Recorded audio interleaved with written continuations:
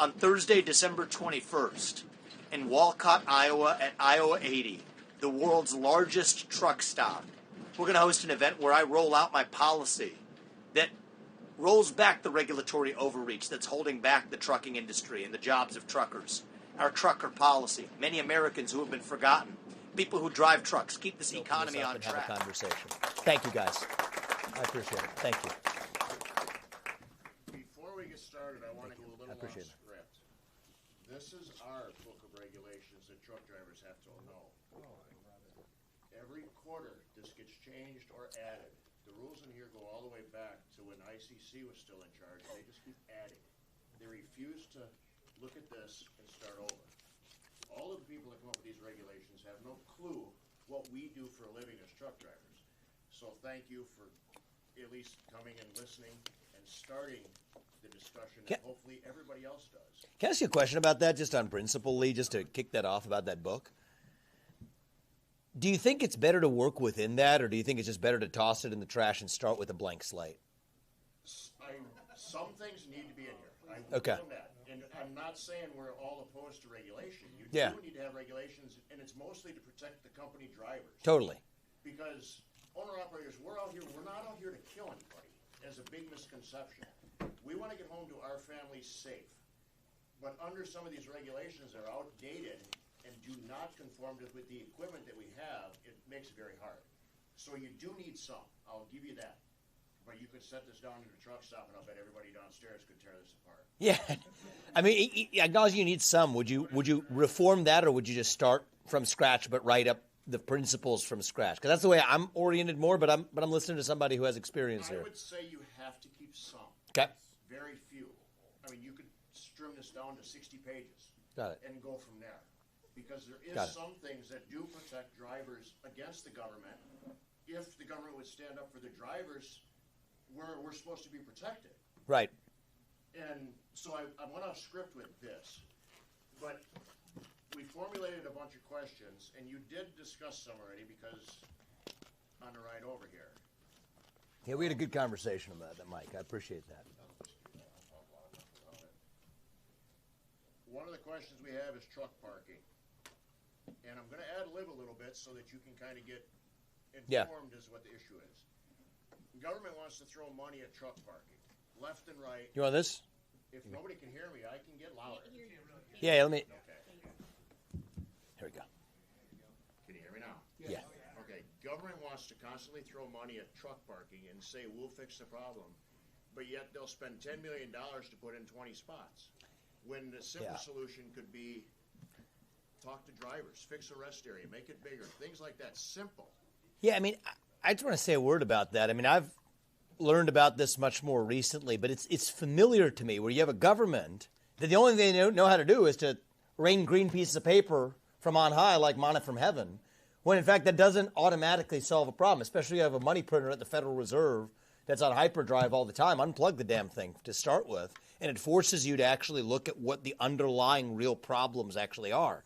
So my sense is we're 40,000 trucking spaces short. I'm told it's 10 to 1, 11 to 1 in terms of trucks on the road relative to actual parking spaces. And one of the things I learned on the drive over here, what was that, the EDL? Was that the electronic? EDLD, the electronic device.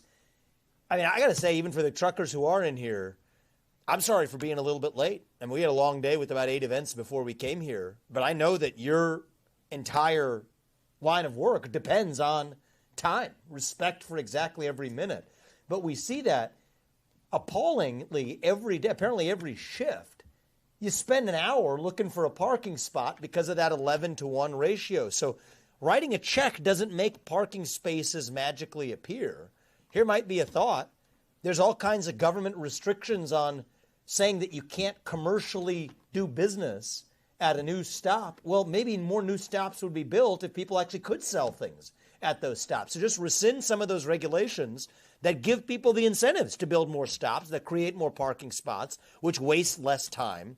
Some of the restrictions are the EPA restrictions, one of my least favorite agencies, the Environmental Protection Agency. It's often self-defeating, obsessed with its climate cult, when in fact, truckers are burning more fuel looking for parking spots an hour per shift more. It doesn't make sense for anybody, right? Everybody loses on that. And so, Lee, as I said, I'm not an expert in this. I don't know the first thing, but I can bring some common sense principles. It's not the hyperdrive Federal Reserve raining money from on high, but maybe allow people to have an incentive to expand more parking spots, loosen some of those restrictions on being able to commercially do business at those trucking stops that give people those incentives. And then those EPA regulations, they're self-defeating, actually allow people to expand those truck stops to be able to stop that parking spot shortage. So tell me if you think any of that made sense off the top of your head, but that seems like common sense to me. Yep. Another question has to do with training. A few years ago, FMCSA came up with training standards new for entry-level drivers. When they said it, all the stakeholders got together and agreed that there should be a time limit for behind-the-wheel training. Since then, FMCSA took it out, said drivers sitting behind the seat for training shows no bearing on the better drivers. Is that something you would look into enforcing, saying there should be a time limit for new drivers to get behind-the-wheel training? I think there should be. I mean, that makes a lot of sense to me. The logic behind that, I guess, Lee, is that to make sure that the actual minimal training is actually happening, right? That's You've answered a lot of the. That's the basic logic of it. So that makes sense to me, and I would be in favor of looking into that. Is the answer? We can expound on it. I mean, I just sort of checked the box on a couple of these things. You were told a lot on the way over here. Well, I mean, I've been interested in this for a few years since the Canadian trucker issue, and so picked up bits and pieces, but there's a lot more still to learn. About the American truckers, don't worry about the Canadians. What's that? Don't worry about the Canadians. They can stay up in Canada. Worry about the truckers. Exactly. Yeah. No. Absolutely. Same thing with Mexico. They can come up to 150 miles, but we can't go to Mexico. Why not? We're not allowed to go to Mexico. That's Mexican rule. It's a Mexican rule. Interesting. That's the government rule. We can't go to Mexico. Our trailers going, but our trailers don't come back because they hijacked them. Interesting. And that's a fact. Because I had 2 trailers hijacked off me. 2 what? 2 trailers got hijacked. Who took them? They went into Mexico. They didn't come back over. See, that's the other thing is I think the theft is a big issue. I mean, people aren't, for all the regulations that we have, look at the theft that you see on a regular basis. And so for me, America First is Mexico shouldn't apply restrictions to us that somehow we're not applying to people on the other side of that border. My obligation as your next president is to the citizens of this country, not any other one. That's what it means to put this country first. I learned something right there. And that's shameful. But that's simple things that have got to end to say, actually, we're going to prioritize our own. If Mexico's applying those restrictions, why wouldn't we in the other direction? So what's your name, man? Jim. Do you drive? Yes. Take somebody who's behind the wheel, you get a really different perspective than the people who've been sitting behind a desk. So I appreciate that.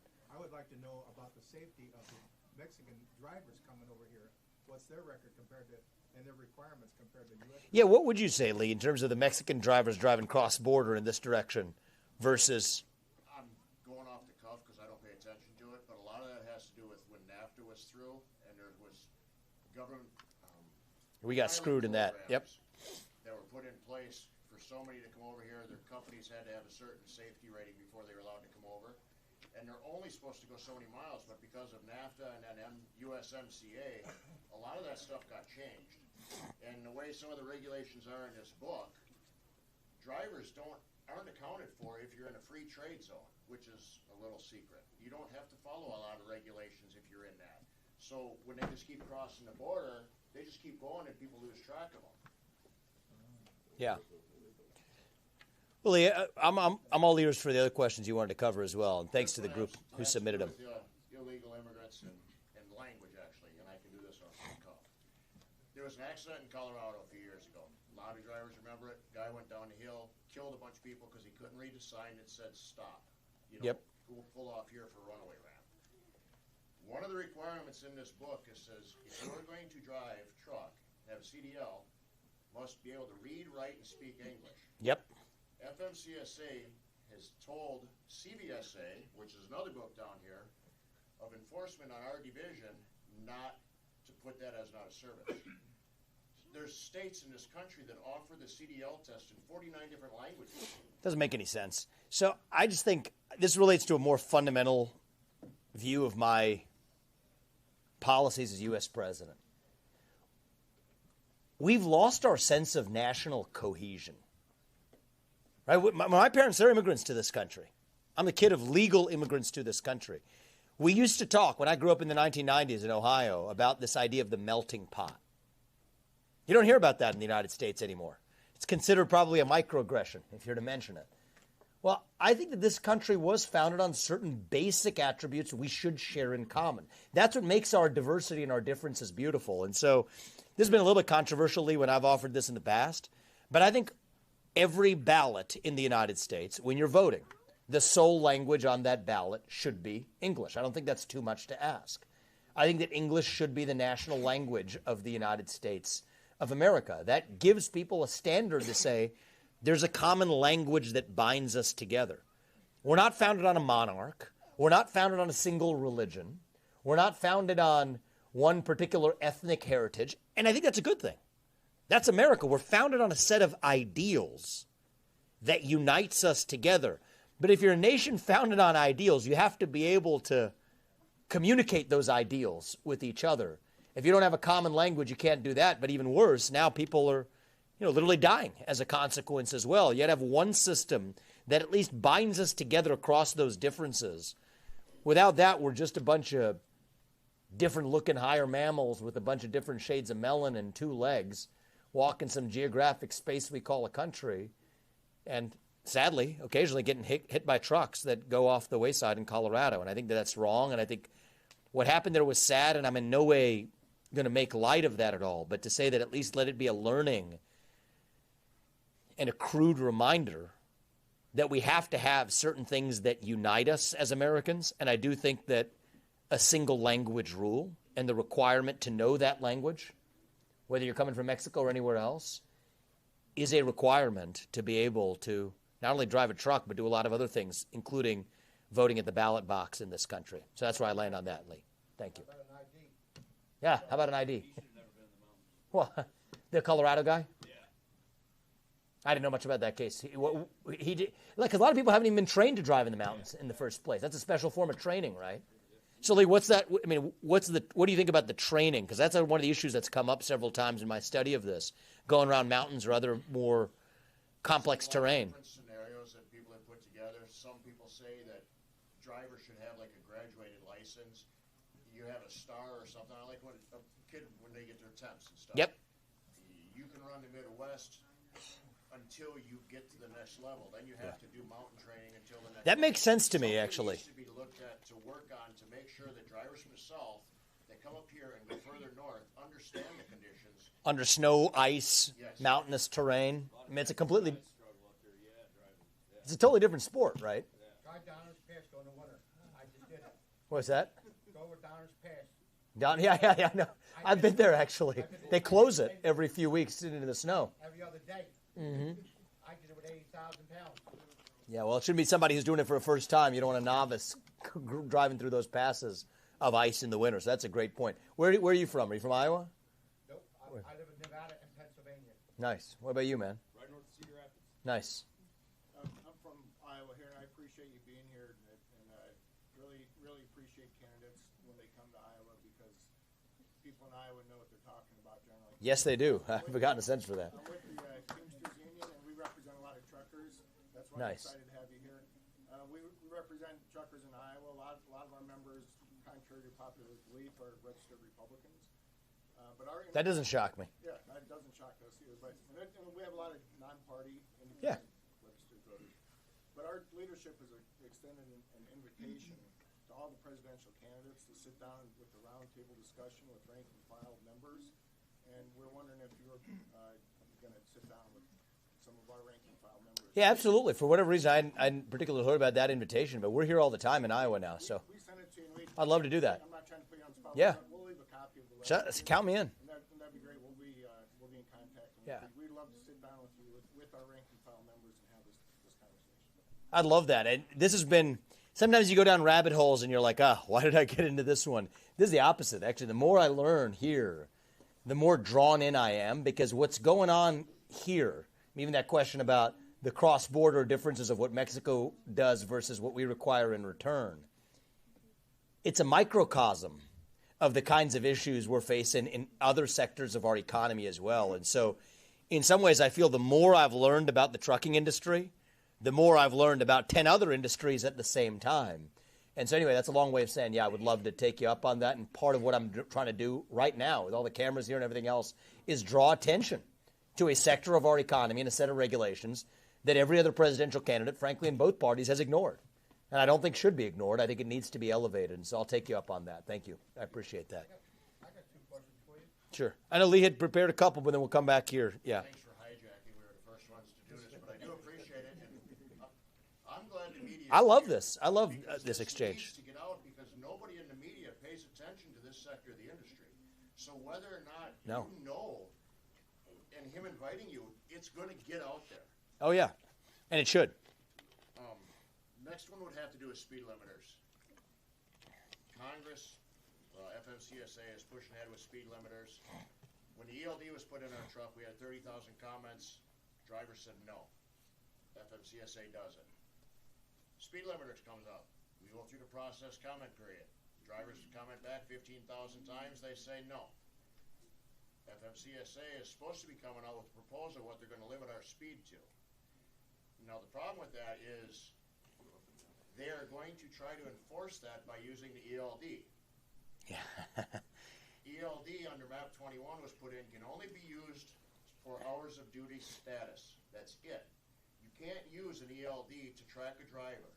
Now they're going to turn around and fine drivers $11,000 and the carriers if they don't enforce this to their drivers. Do you really think it's safe to have trucks slow back down to 60 mile an hour in states that are 75 and 80? No, it's actually, and the reason I was sort of laughing as we came over is one of the things that I noticed in that ELD. I mean, this is my first time in a truck, and so, take what I say as a layperson, just making fresh observations here, not as a non-expert, is I actually could, my sense is that could actually cause people to be more likely to drive in ways that would be less safe. Under the gun, right? If you're 1 second late, I heard that you get fined, and that fine is borne personally. You don't pass that on. It's not like somebody else is covering you or the broker actually bears any of that cost, even though they get all the benefit of being on time. And so against that backdrop, I think the ELDs, increase that risk. But now, the way you described it, it's going to be damned if you do, damned if you don't. So now you're driving. You're not going to get there on time. You're going to get fined. If you drive 61 instead of 60, it could be a state where most people are going 75, you're going to get fined. I don't know if this is a topic you're supposed to talk about here or not, but I don't know what that does for the mental health of the people in that industry. I think you should be allowed to talk about this. My sense is public safety suffers, and I think that we have to go back to that retention question. What happens if the people who are in this industry just all wholesale say we're done? I mean, they all came in during COVID. We had if the blip can go up, there's a valley after the peak. And so if you hit that trough, then the rest of the country actually bears the consequences of all the supply chain shortages that follow. And so, I think it has this Orwellian totalitarian feel to it. It then becomes your monitor, right? George Orwell would make him turn over in his grave to say, okay, I can monitor every last thing you do, down to the microsecond, exactly how fast you are or aren't going on a given second, whether you are or are not on time. And I think that would, certainly for me, if I was in that position, would drive me crazy. Sets a precedent for if they can do that for truckers, they can do that in every other sector across the economy. It's kind of what they want to do with the central bank digital currency. Combine that with your ELD. Maybe they just dock your central bank digital currency, your digital dollar, based on how much you are or aren't optimized. And then we get to the World Economic Forum's vision of turning us into a bunch of automatons that actually are fundamentally controlled by a higher power. And I refuse to see this be the leading edge that gets us there. And I think that what we're going to do is drive a bunch of truckers crazy and out of this line of work at a time when we already, I think, are going to be vulnerable. And we're going to have the supply chain shortages as a consequence. And so that sounds like, if I may say so at first blush, a nutty idea to me. And I think, if anything, the ELD that I saw on that looked nutty in and of itself. We don't need to take that to the next level. By the way, Vivek, yep. The speed disparity would make it unsafe for other drivers. Exactly. I mean, it says you have trucks that are forcibly going one speed because their ELD says so. When the traffic patterns in a given place, other people are driving 75 miles an hour when these people are driving 60. And that's the parking issue, too. And then you got the parking issue on top of it. At the same time now, too, because of the ELD. Exactly. It made it worse. And this is the hubris of government, right? And so I don't know a ton about this industry, but I know about the first principles. Anytime you have a government top-down solution for somebody who worked behind a desk rather than behind a wheel, or metaphorically the wheel of any other industry, that came up with a top-down solution that was supposed to solve an end-all, be-all problem, ended up making the very problem that it was supposed to solve worse. That's without exception. It's like a law of nature. And the same thing you're seeing with the ELDs in the trucking industry. And so I'd say instead of making speed oversight part of it, I'd consider rolling back the use of them altogether and get back to a place where you can have, this isn't AI doing this. These are human beings. And one of the advantages of having human beings is you can make judgments. Judgments of what makes sense at the right point in time. We're free agents. We're not the automatons that the World Economic Forum of Davos wants us to be. We're human beings with agency. We're not just riding the tectonic plates of higher programmed forces. And so I think that we're missing out on the judgment. I mean, Mike, you and I met, 15 minutes before we got here. We had a 10-minute ride over. But I feel like we got to know each other through that.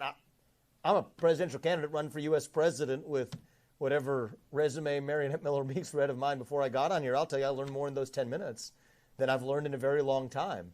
And I can tell someone in your position has the ability to make judgments of what does and doesn't make sense in a way that actually leaves everyone worse off, not just the truckers, when you tie their hands and try to treat them like automatons as well. I don't think that's good for our economy. What's that? You make them race a clock. Yes, exactly. I don't have an ELD in my truck. I keep an older truck to run paper. It's probably for better. It's probably for the better. I wouldn't go back. Where are you from? Ohio. My home state. Nice. Nice. Well, thank you for being here too, man. I appreciate it. Probably time for one more question, Lee. We've had a lot of talks lately about the automatic emergency braking on semis. A lot of you guys have it on your cars. It's mandated, all that. We're trying to put it on commercial vehicles. I got it. Okay, it causes a lot of false positives. Yep. Ice gets in front of it. We run in all kinds of weather. Our job is to be there no matter what. Yep. Ice gets in the way. It's false positives. A lot of these newer drivers don't know how to deal with the trucks because all of a sudden the brakes lock up.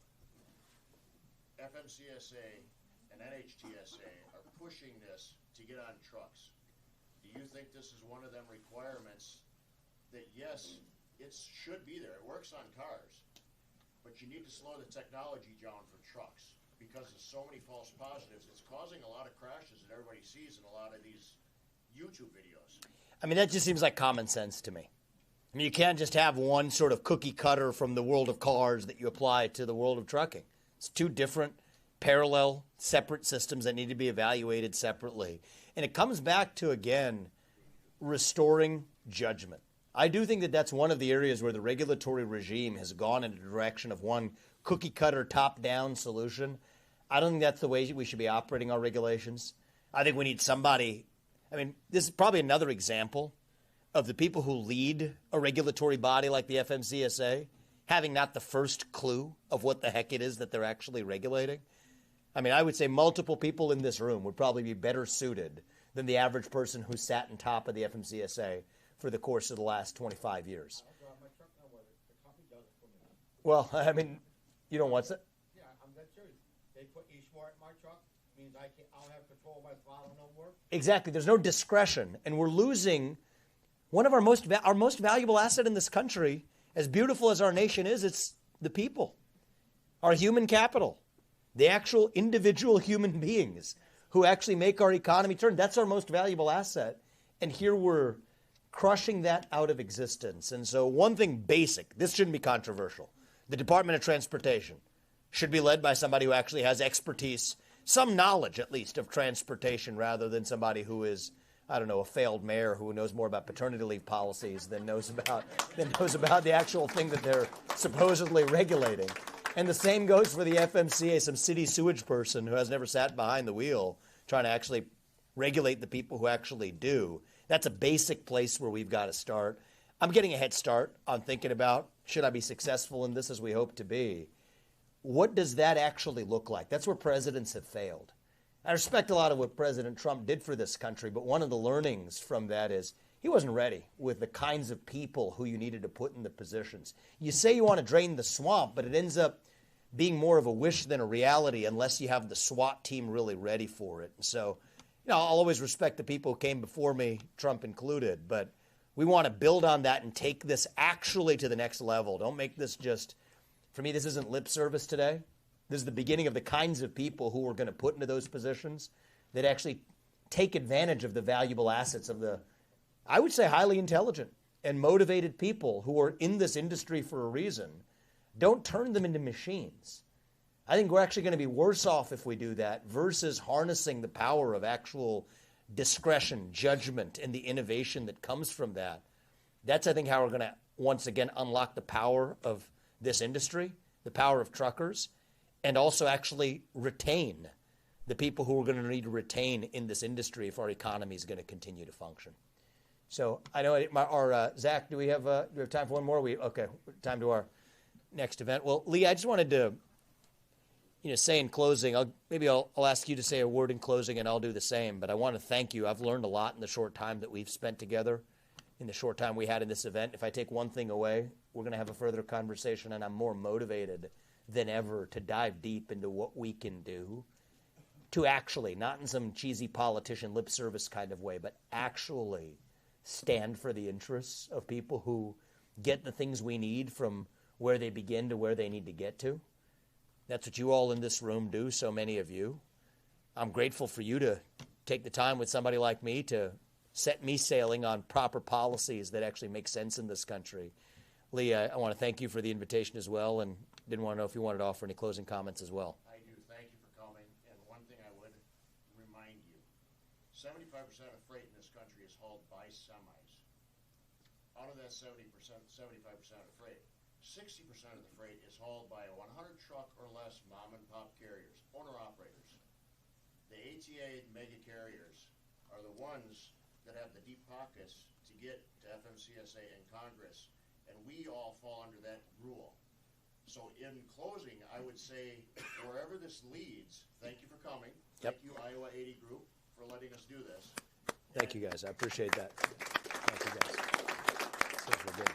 Keep in mind, it's the owner-operators and the small companies and businesses that are running this country, that not everything in D.C.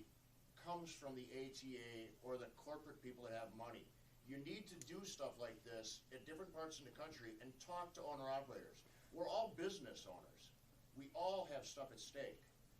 None of us want to kill anybody. We all have a family to get home to, and I'm glad you came here, and thank you. Thank you, Lee. And I'll say this, guys. What's happened in our country right now, you could see it in this sector with this gentleman. What's your name? Jim, I appreciate you sharing some of your thoughts, too. Your last comment landed with me. It's like our inner animal spirit as Americans, not just truckers, all of us. It has been domesticated. It has been tamed. It has been whipped into submission by this new culture that penalizes excellence. California, the SB, what they're putting through, the independent contractor status, we didn't even talk about that. The assault on independent contractor status that Biden's now trying to piggyback on California. It's nonsense. But we've all been tamed by this new culture that tries to put us in a straitjacket. And I think when we rallied behind the cry to make America great again, I did. We didn't just hunger for a single man.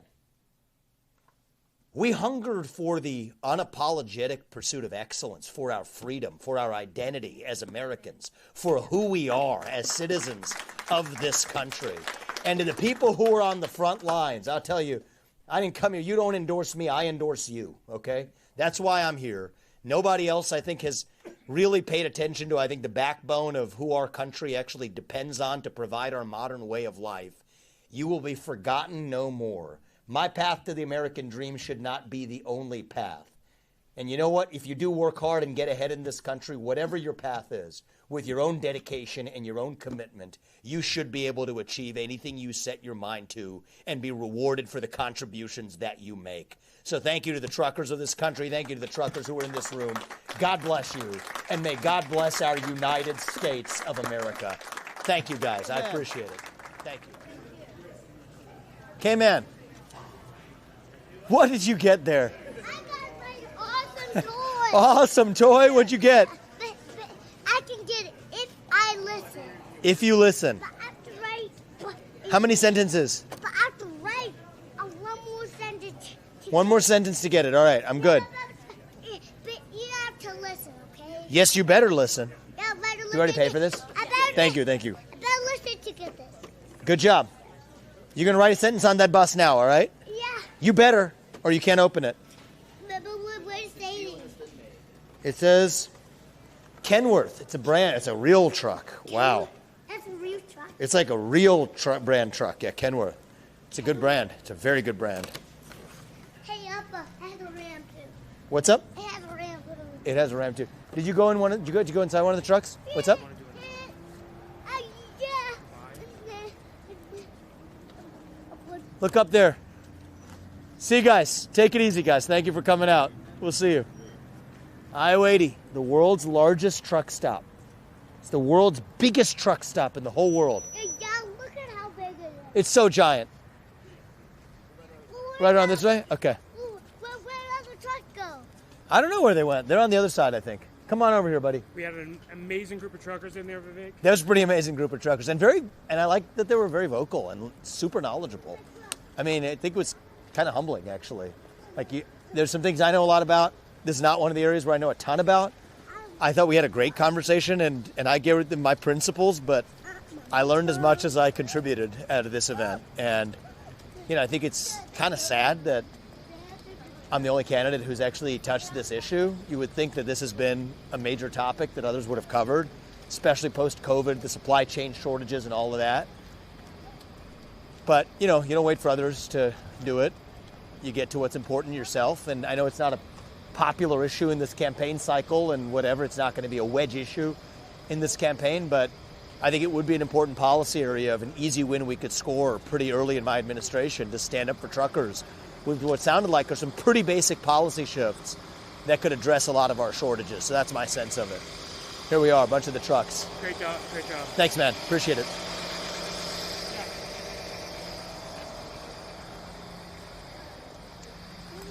Thank you, sir. I appreciate it. Look at all this. Did you get to go inside a truck? Yeah. You did? Yeah. Did you get to go inside of one? Yeah. It was super